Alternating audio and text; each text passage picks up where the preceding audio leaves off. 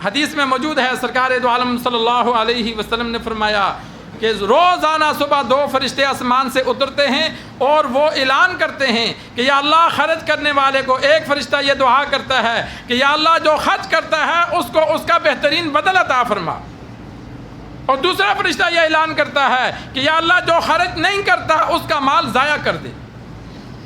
یہ روزانہ 2 فرشتے، رمضان میں نہیں، پورا سال روزانہ 2 فرشتے آسمان پہ صبح کے وقت آسمان دنیا سے نیچے آتے ہیں اور یہ اعلان کرتے ہیں، دعا کرتے ہیں کہ یا اللہ جو تیرے راستے میں خرچ کرتا ہے اس کو بہترین بدل عطا فرما، اور جو خرچ نہیں کرتا اس کا مال ضائع کر دے۔ بیماری لگ گئی، کئی دفعہ لاکھوں روپے لگ جاتے ہیں بیماری پہ، یہ مال ضائع ہو رہا ہے۔ کوئی حادثہ ہو گیا وہاں چلا گیا، چوری ڈکیتی ہوگی چلا گیا، انسان کو بیماریاں لگ گئیں، جو اللہ نے نعمتیں دی ان کو کھا پی نہیں سکتا، یہ بھی تو برکت ختم ہو گئی۔ لاکھوں کا مال پڑا ہے لیکن پرہیزی کھانا کھا رہا ہے، اس مال کا کیا فائدہ؟ مال وہی ہے جو ہم کھا لیں گے، ہم پہن لیں گے، ہم استعمال کر لیں گے، وہ ہمارا مال ہے۔ جو یہ جمع ہے یہ ہمارا مال نہیں ہے، یہ کوٹھیاں، بنگلے، پلاٹ، بینک بیلنس یہ ہمارا نہیں ہے۔ جیسے ہی آنکھ بند ہوگی یہ پیچھے اولاد کا ہے، یہ ورثاء کا ہے۔ ہمارا مال وہ ہے جو ہم نے کھا لیا، پہن لیا، وہ ہم نے استعمال کر لیا، اور ہمارا مال وہ ہے جو ہم نے اللہ کے لیے خرچ کر کے اگلے جہاں کے لیے جمع کر لیا۔ جو چھوڑ گئے وہ ہمارا نہیں ہے، وہ تو ورثاء کا ہو گیا،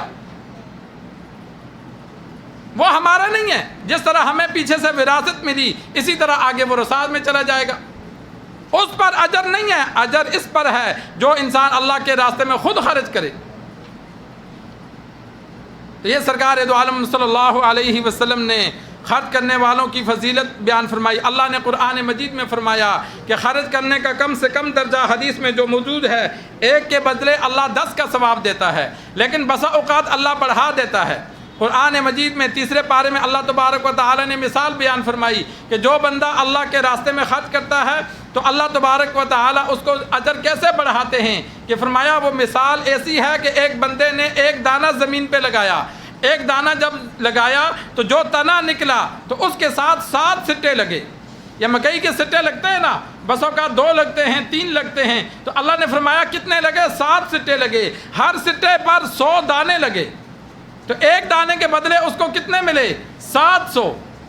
تو جو اللہ کے راستے میں خشوع اور خضوع سے خرچ کرتا ہے، خوشی سے خرچ کرتا ہے، تو بسا اوقات اللہ 1 کے بدلے 700 کا ثواب عطا فرماتے ہیں۔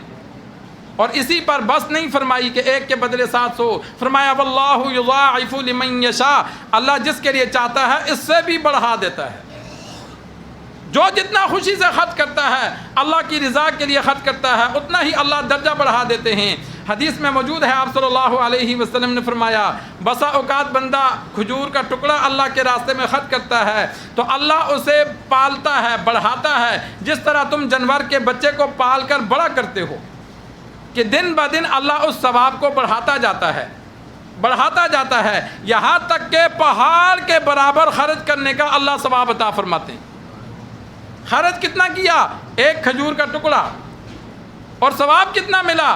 پہاڑ کے برابر کھجوریں صدقہ کرنا۔ پہاڑ کوئی چھوٹی چیز نہیں ہے، ہم پوری زندگی کما کر بھی پہاڑ کے برابر کھجوریں جمع نہیں کر سکتے، تو پہاڑ کے برابر اللہ کے راستے میں کھجوریں جمع صدقہ کرنے کا اللہ ثواب عطا فرماتے ہیں، جو خوش ہو کے خرچ کرتا ہے۔ اور اسی طرح حضرت اسماء رضی اللہ تعالی عنہ آپ صلی اللہ علیہ وسلم کی سالی ہیں، امی عائشہ رضی اللہ تعالی عنہ کی بہن ہیں۔ امی عائشہ رضی اللہ تعالی عنہ کا طریقہ مبارک یہ تھا کہ جو آتا تھا اسی وقت خرچ کرتی تھی۔ آپ صلی اللہ علیہ وسلم کی زندگی میں آپ صلی اللہ علیہ وسلم کی عادت مبارکہ یہ تھی کہ اپنے لیے ایک وقت کا بھی خرچہ نہیں رکھا۔ آپ صلی اللہ علیہ وسلم نے شام کے لیے تو دور کی بات ہے، اگلے دن کے لیے تو دور کی بات ہے، آپ صلی اللہ علیہ وسلم نے ابھی 12 بجے مال آیا تو ابھی میں نے 1 بجے کھانا کھانا ہے تو اس کے لیے بھی مال نہیں رکھا۔ آپ صلی اللہ علیہ وسلم کی جو زمینیں تھیں، 3 زمینیں تھیں، ان سے جب فصل آتی تھی مدینہ میں تو آپ صلی اللہ علیہ وسلم اپنی 9 بیویوں کو پورے سال کا خرچہ دیتے تھے۔ 9 بیویوں کو جو مدینہ میں رواج تھا بیوی کو خرچہ دینے کا، آپ صلی اللہ علیہ وسلم اس کے مطابق بیویوں کو پورے سال کا اکٹھا خرچہ دے دیتے تھے۔ عرب میں کھجوریں ہوتی تھیں تو پورے سال کی کھجوریں دے دیں، لوگ کھجوریں بیچ کر باقی چیزیں لیتے تھے، کھجوریں کھاتے تھے۔ جس طرح ہمارے ہاں دیہاتوں میں گندم آتی ہے تو وہ زمیندار گندم سے اپنے گھر کا خرچہ چلاتا ہے، کھانے کے لیے بھی گندم رکھتا ہے اور بیچ کر اسی سے اپنے پیسے بناتا ہے۔